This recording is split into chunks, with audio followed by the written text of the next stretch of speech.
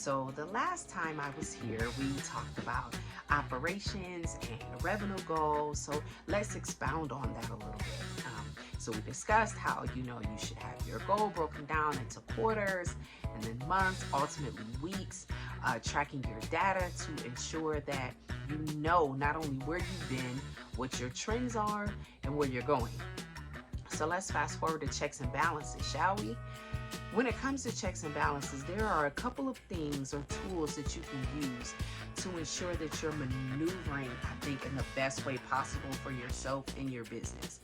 If you're operating solo, as my coach told me, you should have a one calendar system, right? So that means that there's one calendar in particular that you're using that you put everything on.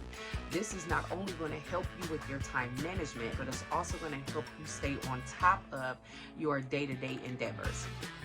So when you break down the goals that you have to meet from a weekly basis, you can go a little bit farther and make that a daily endeavor as well. So then you track what you're doing daily. That'll ultimately calculate to your week. That'll calculate to multiple weeks, to your months, and to your quarters, thus being your annual goals. So checks and balances, using a one calendar system, which I don't use one calendar in particular, but what I do is that I send an invitation to every calendar that I have. So that way, no matter where I am, I have access to everything that's supposed to be going on in my schedule. So I have one email on my laptop. I have another email I have two cell phones. So I have one email for my personal cell phone, one for my business cell phone, and then ultimately I have a calendar in my home for my family. So one of the things that helps me maintain my integrity and keeps my checks and balances in place is that I have everything on the home calendar for the families located in the kitchen.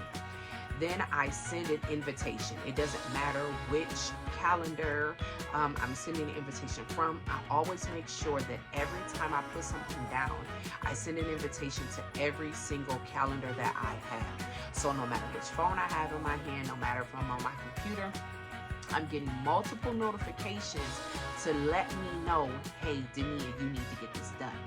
So let's talk. Everyone maneuvers differently, right? And so for me, I need to know the day before. I need to know 30 minutes prior to. I can benefit from a 15-minute reminder as well, and sometimes a 5 or a 10-minute reminder.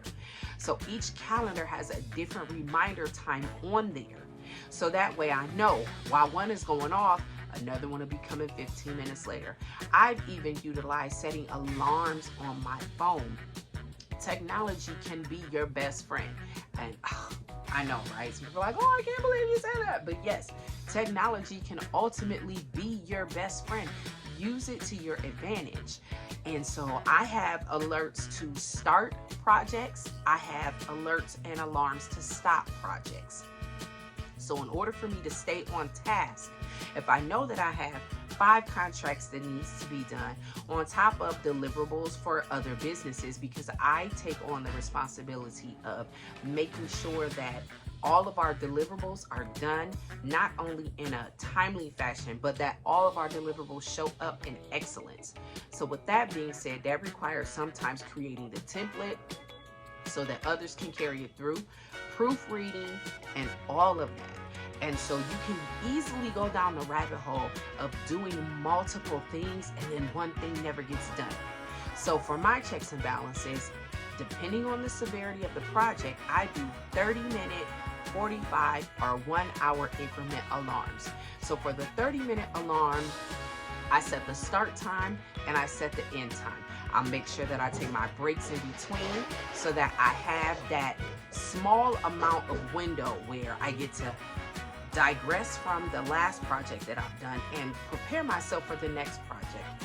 The 45-minute timer is for things that may require a little bit more. So even when I'm doing that, I make sure that I stay on task. I only focus on that one thing, and I keep a notepad right next to me. So while you're working on that project, more things are going to come to mind, right? They're going to trigger something else that you're thinking of. So while it triggers those things, keep a notepad right next to you, so then that way you can write down whatever the thought is, get it out of your mind, and continue to zero in on exactly what it is that you're supposed to do. Another thing that I utilize is the 5 most important things. What are the 5 most important things that you need to get done that day? There's only 24 hours in a day. You have a whole lot to do. That part we understand, right? It's all of us. It's just a part of being human. And so with that, figure out what those 5 most important things are. And lastly, for checks and balances, I like to do what's called a mental data dump. So I have a night journal that I got, and I actually got it from Walmart, shameless plug. And so with that journal, it asks, what's one thing that went good? What is one bad thing that happened? What are things that are on the to-do list? What are some of the goals? And so with that, I can sit down every night, and I actually have an alarm set on my phone to remind me to do that. So that way I can actually get a good night's rest. What good are checks and balances if you're burning a midnight oil and you never get an opportunity to take a break? I schedule naps sometimes. If I know that I have a very heavy mental day, those days I have nap time slotted in, just so that I make sure that, you know what, I'm taking care of everything that I need to take care of, and ultimately I'm taking care of myself and my health as well.